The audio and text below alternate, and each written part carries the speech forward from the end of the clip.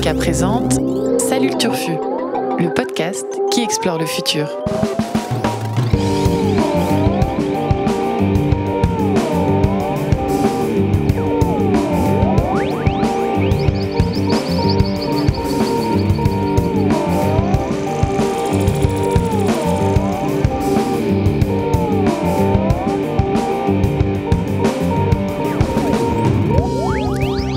Salut les turfos, salut les turfas, qu'il est bon d'entendre ce petit générique et ces petites... Allez, bienvenue à toutes et à tous dans cette émission de la rédaction d'Ouzbek Erika, une émission dans laquelle on papote dans la joie tous ensemble, contrairement à nos deux autres émissions dont je vous glisse juste un petit mot avant de rentrer dans le dur. Dans Rencontre du troisième type, vous pourrez retrouver notre grand entretien avec l'économiste Julia Cagé, qui s'intéresse à ce que le financement politique fait à nos démocraties. C'est assez intéressant. Et puis pour prendre du recul, quoi de mieux que de s'abonner à l'émission de l'ami Vincent Louquez, baptisée 300 milliards d'étoiles, et dont le thème du dernier épisode est « L'univers a-t-il une fin ?» tout simplement. Alors voilà, pour l'autopromo, c'est fait. Ici, maintenant, dans Salut le Turfu, on continue vaille que vaille à tailler dans la dense forêt de l'actualité pour vous trouver les pépites qui concernent notre futur, et le vôtre évidemment. Vous connaissez le principe, 3 journalistes autour de la table, 3 sujets et un débat pour savoir ce qui relève de l'historique ou de l'anecdotique. En résumé, il va s'agir de distinguer ce dont on se souviendra dans 10 ans et ce qu'on aura oublié dans 6 mois. Et ça tombe bien puisque cette semaine encore, les actus qui pourraient avoir un impact sur les générations futures se sont multipliées entre annonces présidentielles sur le climat, bébé CRISPR et exploration toujours plus poussée de la planète Mars. On en parle avec mes défricheurs du turfu favoris. J'ai nommé Annabelle Laurent. Salut Annabelle. Salut Guillaume. Vincent Louquez. Salut Vincent. Salut Guillaume. Et je termine par Blaise Mao. Salut Blaise. Salut Guillaume. Et Blaise, je vais rester avec toi puisqu'on va commencer par le commencement, donc par toi qui est notre chef et par notre chef à tous qui est Emmanuel Macron. C'est de lui que tu veux nous parler. Et au commencement fut Emmanuel Macron. Exactement. Emmanuel Macron qui, mardi 27 novembre, notre président a donné un discours très attendu, puisqu'on était 3 jours après la grande manif des Gilets jaunes, qui, on le rappelle, protestent contre la hausse du prix des carburants et plein d'autres choses. Mais c'est ça le moteur de cette contestation populaire. Et surtout à une semaine de l'ouverture de la COP 24. On se souvient tous de la COP 21. On se souvient moins qu'il y a eu 2 autres COP entre-temps, mais la COP 24, c'est le grand... le grand raout international du climat qui aura lieu en Pologne pour 2 semaines et qui s'ouvre en début de semaine prochaine, le 4 décembre, pour être très précis. D'accord, le mardi 4 décembre. Voilà, donc ce discours arrive pile entre les deux, très attendu. Il est censé à la fois répondre à une crise nationale et faire de grandes annonces sur la politique énergétique et environnementale de la France. Et qu'est-ce qu'il a sorti de son chapeau ? Eh bien, il a sorti un haut conseil pour le climat. Waouh. Eh oui. Dont la mission officielle est de conseiller le gouvernement en matière de transition écologique, classique, mais aussi de contrôler et d'évaluer les mesures prises par l'exécutif. Plus intriguant. Ce Haut Conseil est donc présidé par la climatologue Corinne Le Quéré, avec 13 personnes dans ce conseil, tous assez indiscutables. Ça a fait l'unanimité sur le casting. On est sur des figures scientifiques assez reconnues. On peut citer Valérie Masson-Delmotte, qui est une des co-auteurs du GIEC, qu'on a souvent interrogé chez Ouzbek Erika, voilà, le groupement intergouvernemental des experts pour le climat. Merci pour ceux qui ne savaient pas. Non, mais c'est important. Je définis l'acronyme. Je suis journaliste. Laurence Tubiana, l'ancienne ambassadrice de la France pour le climat lors de la COP 21. On peut parler de Pascal Canfin, le président du WWF France, qui est aussi un ancien ministre délégué au développement. Pas mal d'économistes, Alain Grandjean, Pierre Larouturou et j'en passe. Et ce conseil, donc ce haut conseil, va devoir voir en amont si l'ensemble des politiques publiques du pays, de la France, sont compatibles avec l'accord de Paris signé en 2015. C'est un peu comme ça qu'a résumé Pascal Canfin, qu'il a résumé la mission de ce Haut Conseil. Premier dossier chaud du Haut Conseil, ça va être le projet de loi de finances pour 2020. Transport, bâtiment, alimentation, agriculture, il va falloir passer tout ça au peigne fin et rendre un avis. C'est pas rien. C'est pas rien. Cette idée du Haut Conseil, elle n'est pas sortie du chapeau comme ça en 2 heures. Elle vient en fait d'un exemple anglais outre-Manche, en fait, depuis 10 ans, les Anglais ont un comité sur le changement climatique qui est, pour le coup, la clé de voûte de la gouvernance climat du Royaume-Uni. D'accord. C'est un organisme qui contrôle la compatibilité des politiques publiques nationales avec les engagements climatiques du pays et qui peut référer au Parlement des progrès réalisés et rendre des avis assez poussés. Donc là-bas, ils ont réussi à rendre ce comité utile. Sans contrainte, pas de pouvoir contraignant pour... Alors, pas de pouvoir contraignant, mais là-bas, ils ont réussi à le greffer vraiment à la gouvernance climatique du pays. D'accord. Et c'est une des grandes réserves sur le français. Donc évidemment, là, je vous ai dépeint un tableau avec des gens très forts, à un moment un peu stratégique, un exemple étranger qui marche, mais sur le papier, tout va bien. Mais en fait, il y a aussi des problèmes et ce Haut Conseil pourrait bien, en fait, devenir... de la poudre de perlimpinpin.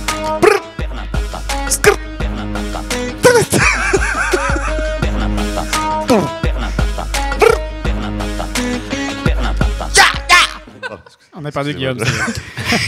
Donc ça n'est pas un singe hurleur qui est entré dans le studio, c'est bien Guillaume le dit.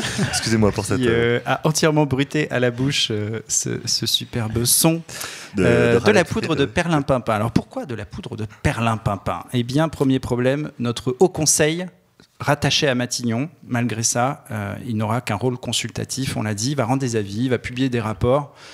Pas de pouvoir contraignant, pas de capacité de censure d'une mesure qui irait à l'encontre des engagements climatiques environnementaux de la France. C'est une belle affiche pour cacher une réalité plus sombre avant la COP24, le fait qu'on manque de mesures fortes pour enrayer la hausse des émissions de CO2, a réagi le directeur de Greenpeace France. Deuxième problème, ce Haut Conseil il doublonne avec une autre instance qui existe déjà, qui s'appelle le CNTE, le Conseil national de la transition écologique, qui a déjà plus ou moins les mêmes attributs, qui rend des avis, qui est rempli de consultants et de scientifiques extrêmement compétents. Et surtout, la grosse réserve, c'est que Emmanuel Macron n'a pas seulement annoncé la création de ce Haut Conseil, mais mardi 27 novembre, il a aussi et surtout annoncé les objectifs de la PPE. Donc la PPE, c'est la programmation pluriannuelle de l'énergie. Désolé pour le jargon, mais c'est important. C'est là qu'on était censé découvrir les objectifs, notamment de réduction de la part du nucléaire dans le mix énergétique français sur les prochaines décennies. Que retenir de cette PPE ? Grosse impulsion donnée au développement du renouvelable, notamment solaire et éolien, il faut le reconnaître, mais grosse déception pour tous les acteurs de l'environnement en France, puisque 4 à 6 réacteurs nucléaires vont fermer d'ici à 2028. Et objectif, 14 autres entre 2028 et 2035. D'accord, date donc, à laquelle... voilà, là pour le coup, très très mauvais accueil des ONG environnementales qui parlent d'un recul, notamment cette date qui passe à 2035, on recule l'objectif. Je vais citer juste une réaction qui est celle de Audrey Pulvar, la présidente de la Fondation pour la Nature et l'Homme, qui dit « Ce discours, c'est le statu quo sur l'ère du nucléaire et l'art du vide en matière de transition écologique et solidaire. » Ah oui, c'est assez clair. Voilà, c'est assez cash. Non, mais il faut dire qu'au-delà de la crise des gilets jaunes, les annonces sur le front de l'écologie étaient très attendues, car la France n'arrive pas du tout en bon élève sur le climat. Il faut rappeler que les émissions françaises de CO2 sont reparties à la hausse depuis 2015, qu'elles ont excédé en 2007 de 7% le plafond à ne pas dépasser pour parvenir à un objectif de neutralité carbone à l'horizon 2050. C'était une étude de l'IDRI qui a été très traitée en octobre dernier. Donc voilà, des mauvais chiffres qui tombent à un moment où l'ONU, en plus, a publié dans la foulée du discours d'Emmanuel Macron un nouveau rapport qui confirme que la planète est aujourd'hui sur une trajectoire de réchauffement de 3,2 degrés, donc très très loin des 2 degrés, au mieux soi-disant 1,5, mais maintenant plus personne n'ose prononcer ce chiffre de 1,5, mais donc on est très très très loin des engagements fixés par, lors de la COP21, avec des engagements non contraignants, volontaires. Donc on est très loin du compte, et donc ce Haut Conseil et ces annonces de PPE sont malheureusement anecdotiques. Oh, Blaise, je lâche le mot. Blaise a défendu un anecdotique. C'est un moment historique tous sur l'histoire de cette émission. Tous ces efforts, tout ça pour ça. Je t'avoue que ta démonstration me faisait penser que tu allais défendre effectivement un anecdotique. Donc ce Haut Conseil pour le climat est anecdotique. Qu'en pensez-vous, mes chers camarades, à commencer par Annabelle ? Alors, autre moment historique, je vais être d'accord avec Blaise Waouh. et lui donner un anecdotique. Incroyable, cool. Il se passe des choses. Non, mais ça faisait un certain nombre d'émissions qu'on était en désaccord. Tu vois. Ah oui, oui. J'avais pas remarqué. Je tiens les comptes. Je tiens les comptes, effectivement. Donc, vous avez un taux de 90% de désaccord C'est ça. que tu es en train de Donc, rééquilibrer. non, je suis convaincue et j'avais en effet vu passer que ce Haut Conseil quasiment existe déjà. Donc, la peau de Perlimpinpin est très efficace pour nous annoncer quelque chose qui existe déjà. Ok, eh ben, écoute, c'est anecdotique, donc ce sera Si en anecdotique. plus il n'a pas du tout de pouvoir contraignant, c'est encore plus inefficace et inutile. Donc, allons-y sur l'anecdotique. Bon, ce sera anecdotique, mais je pense que Vincent a quelque chose à rajouter ou pas d'ailleurs. Oui, moi je pense qu'il ne faut pas rompre cette belle union sacrée nationale autour de cette table pour le climat. Donc je vais aussi voter anecdotique pour marquer le coup, pour marquer l'histoire de ce podcast. Peut-être juste un mot pour enfoncer le clou. D'abord, effectivement, Emmanuel Macron a pas l'air au courant qu'il y a déjà un truc très bien pour conseiller sur le climat qui s'appelle le GIEC, qui donne déjà beaucoup d'indications, notamment de baisser de 45% de nos émissions d'ici 2030 si on va avoir une chance de limiter la casse. Et puis sur le PPE, la France a le deuxième potentiel d'éoliennes offshore, par exemple, d'Europe, deuxième plus haut potentiel d'Europe. Et elle compte 0 éoliennes offshore aujourd'hui installées, contre 4000 dans l'ensemble de l'Europe. Et la PPE a notamment été très décevante à ce niveau-là, c'est qu'il y a eu très très peu d'annonces sur l'éolien offshore. Évidemment, quand on met beaucoup de moyens dans le nucléaire, il n'y en a plus beaucoup pour l'éolien. C'est dit. C'est anecdotique. Et c'est confirmé, c'est anecdotique. On va quitter un peu notre planète Terre qui dérouille un peu en ce moment, on va pas dire le contraire. Et puis on va s'intéresser à une autre planète qui est rouge et qui est Mars. Et c'est avec Vincent. Allons-y. 60 meters. 50 meters, constant velocity. 37 meters. 30 meters. 20 meters. 17 meters, standing by for touchdown.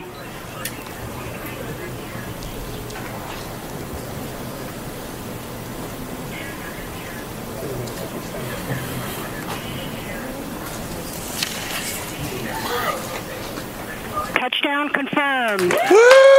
Bravo. Yeah. Incroyable, quel suspense. Il y a jamais, Touchdown confirmed. Il n'y a jamais eu autant de suspense dans ce podcast. Ce Wow. silence imposant, tout ça pour écouter une sonde se poser. Lundi 26 novembre, ça s'est passé aux États-Unis dans les locaux de la NASA. Juste avant 21h, la sonde InSight s'est posée sur Mars. Un exploit qu'on aurait tort de banaliser. On se souvient, on a en tête le nom de Curiosity, par exemple, la sonde américaine qui, depuis 6 ans, nous livre des images de Mars. Mais il faut savoir que dans l'histoire, seulement 8 missions ont réussi à se poser avec succès sur Mars. 8 missions, c'est ça. Toutes américaines, à l'exception d'une mission soviétique qui a survécu 20 secondes avant de, avant de capoter. C'est pas drôle. C'est pas sympa pour les soviétiques de se marrer. C'est mieux que rien. Ils ont fait ce qu'ils pouvaient et ils ont fait mieux que l'Europe, parce que l'Europe, c'est pareil, on a eu quelques déboires en essayant de se poser sur Mars. La sonde Schiaparelli, en 2016, a essayé de se poser, c'est malheureusement craché, on s'en souvient peut-être. Un peu plus tôt, en 2003 aussi, une autre sonde européenne s'était crashée, Beagle 2. Voilà, même des sondes américaines, en 99, Mars Polar Lander s'était aussi crashé, donc il y a beaucoup de sondes qui se crashent. C'est pas du tout un acquis de se poser sur Mars. Pourquoi c'est compliqué ? Et ben justement, la description de ce qui s'est passé avec cette nouvelle sonde, avec InSight, nous montre à quel point c'était un exploit technologique. On avait fait un article là-dessus sur le site d'Ouzbek. La sonde arrive sur Mars à 20 000 km/h. Donc ça pose déjà un peu l'ambiance. C'est plutôt rapide. C'est plutôt rapide. Il faut qu'elle arrive avec exactement le bon angle d'attaque dans l'atmosphère, parce qu'il faut savoir que l'atmosphère de Mars est très fine, elle fait à peu près 1% de la densité de l'atmosphère terrestre, mais ça reste malgré tout une atmosphère, donc un obstacle pour un objet qui entre à très très grande vitesse. Si la sonde entre avec un angle trop faible dans l'atmosphère, elle risque de rebondir, et donc de finir sa course dans l'infinité intersidérale et de s'ennuyer un petit peu. De ne pas se faire attraper par le puits de gravité. Exactement. Si à l'inverse, elle rentre avec un angle trop prononcé, elle va trop subir de frottement, trop chauffer, et elle risque de cramer avant d'arriver aussi. Donc il faut vraiment qu'elle arrive pile avec le bon angle d'attaque dans l'atmosphère. La bonne vitesse, le bon angle. C'est le premier défi de la sonde. Ensuite, il faut qu'elle résiste malgré tout à cette inévitable surchauffe. Elle a un bouclier thermique qui est censé résister jusqu'à 1500 degrés Celsius. C'est chaud. C'est rapide, c'est chaud. C'est rapide et c'est chaud. C'est ça qu'il nous faut. Déjà. Quoi d'autre? Il faut savoir aussi qu'il y a des parachutes qui doivent se déployer, qui doivent être très résistants, parce que le parachute doit résister à cette très très grande vitesse pour permettre de ralentir la sonde. Donc il faut qu'il se déploie. Alors il est censé se déployer, enfin il s'est déployé parce que ça a réussi. Un parachute de 12 mètres d'envergure qui doit non seulement ne pas se déchirer, mais ne pas brûler. Le bouclier ensuite, une fois que la sonde arrive à 11 km d'altitude, le bouclier est éjecté alors que la sonde avance encore à 1500 km/h, ce qui reste rapide. Arrivé à 1,3 km d'altitude, la sonde est encore à 220 km/h. Les rétrofusées commencent à s'enclencher. Les capteurs commencent à s'enclencher aussi à l'approche du sol. Et puis la sonde doit se poser le plus doucement possible, sachant que les rétrofusées qui doivent poser la sonde doivent aussi s'arrêter très rapidement. Elles ont un quart de seconde pour s'arrêter une fois que la sonde est posée. Sinon, la sonde se retourne comme une crêpe. Et oui, et n'est pas utilisable. Ce serait dommage de réussir à surmonter tous ces obstacles pour finir le dos... comme un scarabée. Les pattes en l'air et ne rien pouvoir faire. Donc c'est tout ça qu'a réussi à faire InSight. C'est ce qui donne toute sa saveur et tout son exploit à cette mission. La sonde a réussi à déployer ses panneaux solaires une fois arrivée sur le sol martien. Pour s'alimenter. Pour s'alimenter en énergie. Elle avait des batteries qui lui permettaient de tenir quelques heures, mais maintenant qu'elle a ses panneaux solaires, elle est autonome en énergie. Et elle va construire sa petite maison. Contrairement à la France, qui, avec la PPE, n'a pas encore assez de panneaux solaires. Croisement des sujets. Donc elle est en train de vérifier ses instruments. Qu'est-ce qu'elle va faire ? Pour ensuite pouvoir déposer un petit sismomètre français sur le sol martien. Mais cocorico. Cocorico. Et c'est historique, c'est la première fois qu'on va pouvoir avoir un sismomètre qui fonctionne sur Mars. On avait déjà essayé. C'est quoi un sismomètre ? Explique-nous. Les Américains avaient essayé de poser un sismomètre sur Mars, déjà ça avait foiré. Un sismomètre, ça mesure les tremblements du sol. Donc on va pouvoir écouter les tremblements de Mars. C'est incroyable. Et alors tu nous les feras écouter au prochain podcast. On vous fera écouter les tremblements de Mars. Non, on avait fait un sujet aussi en amont de la mission où Philippe Lognonnet, un responsable de CEIS, c'est le nom du sismomètre français qui est sur cette mission de la NASA. Et donc qui maintenant est sur Mars. Philippe est resté sur Terre. Oui, pas lui, mais son sismomètre est sur Mars. Accessoirement, il est le premier homme sur Mars. Voilà. En passant. Mais c'est la sonde qui compte. Mais tout le travail collectif, c'est la sonde qu'il faut mettre en avant. C'est faux. Ce que je viens de dire est évidemment une blague. C'était une fake news. Non, le sismomètre est sur Mars. Et ce que nous disait Philippe Lognonnet, donc que ce sismomètre est une cathédrale de technologie, que le sismomètre pouvait détecter un déplacement de l'ordre du diamètre d'un atome d'hydrogène. C'est incroyable. Bah oui, c'est pas. Oui. Bon, mais pourquoi on fait tout ça ? Voilà. C'est important quand même de comprendre pourquoi on fait des choses aussi incroyables. Si tu défends que c'est historique, il faut qu'on comprenne. Évidemment, c'est historique parce que, alors, on connaît de mieux en mieux la surface de Mars à force d'observation de satellites en orbite, de sondes. On connaît en revanche très très peu, voire pas du tout l'intérieur de la planète. D'accord. Donc la sonde, avec aussi un autre petit appareil allemand de forage, va permettre d'étudier l'intérieur de la planète, savoir où est la croûte, où est le manteau, où est le noyau, comment ils sont composés. En fait, l'idée générale, c'est de dire, grâce aux ondes des tremblements de Mars, des tremblements de terre martiens qui viennent d'impacts de météorites ou d'autres phénomènes, ces ondes vont traverser une partie de la planète avant d'arriver dans l'appareil de mesure. Et donc, suivant le temps que ces ondes vont mettre à arriver, on va pouvoir dire, tiens, peut-être qu'il a traversé tel matériau parce que l'onde a eu telle propriété, tel cheminement, etc. Donc, l'idée, c'est de détecter au maximum, de comprendre de quoi est constitué l'intérieur de Mars. Et c'est hyper intéressant pour nous parce que ça nous renseigne en fait sur comment fonctionne une exoplanète tellurique, c'est-à-dire une planète comme la Terre. Comprendre l'historique de la planète Mars, ça nous permet de comprendre un petit peu aussi notre histoire à nous et éventuellement l'histoire d'autres exoplanètes. Si on découvre des milliers d'exoplanètes où on espère trouver de la vie, pour trouver de la vie, il faut essayer de comprendre comment les planètes peuvent être habitables. On sait que Mars était habitable potentiellement il y a 4 milliards d'années. Il y a un petit truc qui a déconné à un moment donné. L'idée, c'est d'essayer de comprendre pourquoi ça a déconné, qu'est-ce qui a déconné. Pourquoi la tectonique des plaques s'est arrêtée sur Mars. Mars avait un volcanisme important dans son histoire. Aujourd'hui, elle est morte, il n'y a plus de volcanisme. On se demande qu'est-ce qui fait que la tectonique des plaques s'est arrêtée, qu'on a une planète morte. Une autre anecdote que m'avait raconté un chercheur au CNES à propos de cette mission, c'est qu'en fait, il y a autant de dioxyde de carbone, de CO2 sur Terre que sur Vénus. Vous savez que le CO2, c'est ce qui provoque l'effet de serre indispensable à la vie, mais nocif en trop grande quantité. Il y a autant de carbone dans les deux planètes. Simplement, sur Terre, il est en grande partie contenu dans l'écorce. Grâce au mouvement de tectonique des plaques, etc., il y a beaucoup de carbone qui est enterré dans le sous-sol. Tout ce carbone est libéré sur Vénus. Résultat, il fait environ 20 degrés sur Terre, 450 degrés sur Vénus. Donc c'est important, la technique des plaques. C'est le message final. Tout ça pour dire que pour qu'une planète soit viable, il faut comprendre cette histoire-là et comprendre quels sont les critères à retenir. Si on veut observer les milliers d'exoplanètes et dire celle-là, peut-être qu'elle peut être habitable, et peut-être qu'elle est plus comme Vénus, peut-être plus comme la Terre, peut-être plus comme Mars, les critères importants sont peut-être cachés dans les entrailles de Mars et dans le sismomètre français qui l'explore à partir de maintenant. Et donc cette mission InSight et le fait que cette sonde se soit mission posée est historique. Je crois qu'on avait compris que tu voulais en arriver là. Je vais donner la parole à Blaise pour appuyer ou pas. Moi j'appuie toujours, tout ce qui est hors de terre, j'appuie. En plus là, ça parle de croûtes, de crêpes, de scarabées, de sondes. On a mis tous les ingrédients de côté. Je peux pas faire autrement, quoi. Non, tu es obligé de voter historique. Ok, très bien. Donc mais j'ai compris, hein, même si j'avais pas compris, le name dropping de mots clés incroyables m'oblige à voter historique.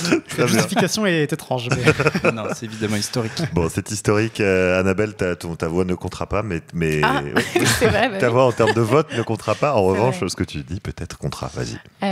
Historique aussi. Voilà. Je veux aussi savoir ce qui a déconné sur Mars et cette sonde a l'air incroyable avec ses petits panneaux solaires. On a envie d'être elle. Ben ouais, et on a envie d'être avec elle. Et Vincent, je crois, nous tiendra au courant des évolutions de la mission InSight sur ouzbekerika.com. de tout. C'est historique. Alors, autre actu, alors on fait des allers-retours entre la Terre et l'espace. Aujourd'hui, on revient sur Terre. Et en revanche, on reste avec la science, puisque Annabelle, tu veux nous parler de quelque chose d'étrange qui a été annoncé cette semaine, des bébés CRISPR. Qu'est-ce que c'est que cette histoire ? Alors avant d'expliquer cette jolie appellation de bébé CRISPR, je vais laisser le médecin qui s'appelle He Jiankui nous annoncer la nouvelle. Two beautiful little Chinese girls named Lulu and Lala came crying into the world as healthy as any other babies a few weeks ago. Voilà, je vous prive de la suite de la vidéo, mais donc ce chercheur nous annonce la naissance de 2 bébés Lulu et Nana, qui sont donc en aussi bonne santé que n'importe quels autres bébés du monde, mais qui ne sont pas n'importe quel bébé pour autant, puisque ce qu'il va expliquer ensuite, c'est que ce sont les premiers bébés génétiquement modifiés que la Terre ait vu naître. Merci pour ton enthousiasme.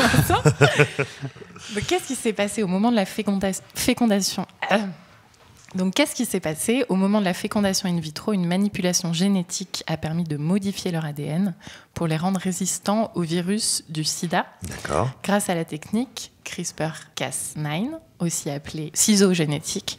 C'est une technique qui permet donc d'enlever et de remplacer les parties indésirables du génome comme on corrige une faute de frappe sur ordinateur. Mais très avec bien. un petit génome.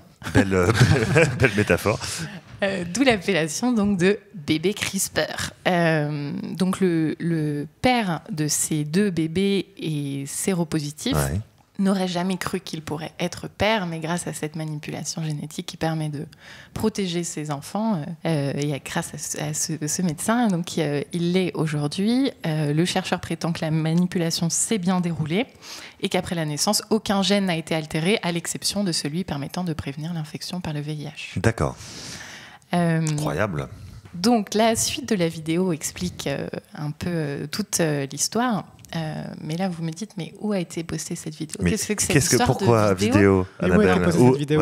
Annabelle, dis-nous. Normalement, il nous faut une alerte de la revue Nature. Oui, un truc un bien peu... Bien comme il faut, ouais, sauf que pas du tout. Monsieur le chercheur a estimé bon de publier complètement par surprise cette immense annonce pour le monde de la recherche, donc sur YouTube, dimanche, il me semble. Donc, tollé général dans le monde scientifique, les scientifiques se disent choqués, c'est irresponsable, c'est effrayant, etc. L'université du chercheur a dit ne pas être au courant, même apparemment il serait en congé depuis des mois. L'université dénonce la violation des normes académiques, dit que l'expérience s'est déroulée hors du campus, appelle à une enquête. Voilà. Et ce scientifique, en fait, a publié cette vidéo à la veille du sommet international de l'édition du génome humain qui s'ouvrait à Hong Kong. Ah, il a un certain sens de la com quand même. Hein, ouais. Et oui, et donc il a défendu lors de ce sommet ses résultats. D'accord. Mais il a quand même suspendu ses essais. Voilà. Mais il a dit que les parents étaient parfaitement conscients des risques, etc. Donc pourquoi un tollé donc sur le plan formel, mais évidemment sur le fond, sur qu'est-ce que cette découverte nous annonce sur le plan éthique, puisque pour certains c'est le franchissement d'une ultime limite, puisque faire des expériences sur un embryon, c'est prendre le risque qu'une modification d'une partie du génome puisse avoir des effets collatéraux. et puisse aussi provoquer des mutations héréditaires, puisqu'en modifiant le génome de Lulu et Nana, tu changes mécaniquement celui de leur descendance, donc toute la lignée est modifiée. Et la dangerosité de CRISPR a fait débat. La revue Nature, on la retrouve, appelait en mars à produire plus de données sur cette technologie qui est trop peu maîtrisée, alors qu'on l'utilise déjà en essai clinique sur l'homme. Donc, les analyses génomiques auraient montré que l'opération n'avait que partiellement réussi. Plus, d'accord. Ouais. Et il y a déjà eu des précédents, mais rien de tel quand même. Donc, je défends un historique, puisqu'on se souviendra a priori de Lulu et Nana, même s'il y a beaucoup de choses, beaucoup de zones d'ombre, beaucoup de doutes encore à éclaircir. Notamment le choix du prénom. Des prénoms. Surtout, oui. Il fallait quand même poser la question. Et donc, à suivre sur le plan éthique. Et en France, particulièrement, on s'indigne beaucoup. Mais j'ai été assez frappée par ce chiffre d'une étude récente du Pew Research Center. Aux États-Unis, pour 72% des personnes interrogées, il n'y a aucun problème à réaliser, à faire naître ces bébés génétiquement modifiés s'il s'agit de corriger une maladie grave. Donc on voit que énormément de gens en fait seraient prêts à franchir cette limite ultime. Ouais, on est un peu sur un tipping point éthique, quoi. C'est un peu ça. Et donc, cet historique, on s'en souviendra dans les livres d'histoire dans 10 ans, à ton avis. Ok, et mes petits camarades, alors qu'en pensent-ils ? On va commencer par Vincent, qui a un peu écrit sur CRISPR, je crois. Je trouve ça aussi historiquement inquiétant. D'accord. Parce que c'est vrai que c'est, comme l'a expliqué Annabelle, on ne sait pas trop où on va avec cette technique. On avait publié en 2017 une étude de l'université Stanford qui disait attention, la méthode CRISPR-Cas9 peut générer des centaines de mutations à côté de la mutation. C'est ce que je disais. Après, on avait dit mais finalement l'étude avait été rétractée parce qu'il y avait des doutes, etc. Mais finalement, même si l'étude avait été rétractée, ce qui ressort, c'est qu'on n'en sait rien. Et quand on n'en sait rien, il y a quand même un truc qui s'appelle le principe de précaution qui fait qu'il vaut mieux essayer de ne pas trop toucher au génome humain, surtout avec le risque d'avoir une modification qui soit transmissible à la descendance, c'est ça. Ce qui est vraiment la limite que les chercheurs veulent éviter. Et ce qui est inquiétant, c'est qu'en fait, j'ai l'impression qu'il y a quand même une espèce de vague puissante, inaltérable, qui fait que les limites éthiques ne pèsent pas grand-chose à côté de la pression, de la concurrence, de la recherche internationale, des enjeux économiques. Des laboratoires également. Parce que CRISPR-Cas9, ça peut être merveilleux pour sauver plein de vies de personnes qui ont des maladies génétiques, mais cette découverte, elle permet aussi en fait, de démocratiser l'accès à ces expérimentations. Et donc, plus c'est démocratisé, plus des petits laboratoires où des gens non contrôlés peuvent s'essayer à la chose, plus c'est compliqué de le contrôler, par définition. Donc, je trouve ça effectivement assez inquiétant. Donc historiquement inquiétant. Historiquement inquiétant. Deux historiques. Blaise, tu apportes ta voix uniquement pour le fun. De la figuration. Non, ça me fait penser à deux choses, moi, à deux expériences. Évidemment, je ne sais pas si vous vous rappelez l'année dernière, ce médecin italien qui avait clamé avoir réussi la première greffe de tête. On avait fait un papier dessus sur le site du Uzbek Erika. Il avait un chouette nom, mais il avait un chouette nom. Il s'appelait Cannavaro, comme le Ballon d'Or. Comme le footballeur italien qui a eu le Ballon d'Or. Non, mais il y avait cette expérience troublante dans l'annonce, pas du tout reconnue par ses pairs. Ça fait aussi penser évidemment à la fake annonce par Raël du premier bébé cloné avec conférence de presse organisée. Enfin, c'est intéressant en termes de communication. Ouais. Et je crois même qu'on avait écrit, soit dans le dossier d'Uzbek Erika d'il y a quelques mois consacré à la Chine, soit dans un plus vieux papier, que cette naissance et cette façon de repousser les limites éthiques et de créer des bébés de ce profil-là, notamment avec CRISPR, viendrait de Chine. Ça, pour le coup, ça fait consensus parce que le rapport à l'éthique est différent aussi en Chine par rapport aux sociétés judéo-chrétiennes européennes. Donc, c'est pas hyper surprenant. Et malgré tout, et en même temps, Annabelle ayant voté pour moi tout à l'heure, je me vois dans l'obligation de voter pour elle tout de suite. Non, mais je pense que c'est historique. Ça serait intéressant de voir déjà s'ils ne poussent pas une troisième oreille verte sur Lulu et Nana dans les jours qui viennent, parce que ça serait vraiment problématique et pas drôle du tout. Mais je ne sais pas si dans les livres d'histoire on retiendra que c'était ces deux premiers bébés-là, mais en tout cas cette expérience-là, de par la façon dont elle est annoncée et sa provenance, je pense qu'elle sera historique. C'est historique. 2 historiques, un anecdotique, mais une unanimité formidable autour de cette table. Et ça c'est beau. Je pense qu'en cette fin d'année 2018, c'est important, le collectif et de s'aimer les uns les autres. Et de s'aimer les uns les autres. Merci Vincent. Tu as raison de terminer mes phrases. Vous lâchez des mots qui n'ont aucun sens pour les auditrices et les auditeurs. Arrêtez. Laissez-moi dire au revoir aux gens. Au revoir à toutes et à tous. Merci de votre fidélité. N'hésitez pas à continuer à nous mettre, comme d'habitude, des petites étoiles sur iTunes et puis des petits commentaires ici ou ailleurs. Vous pouvez tout à fait nous joindre sur Facebook dans le podcast Ouzbek Erika Club et nous écrire un mail qui est trouvable assez facilement. À la semaine prochaine. Salut. Bisous.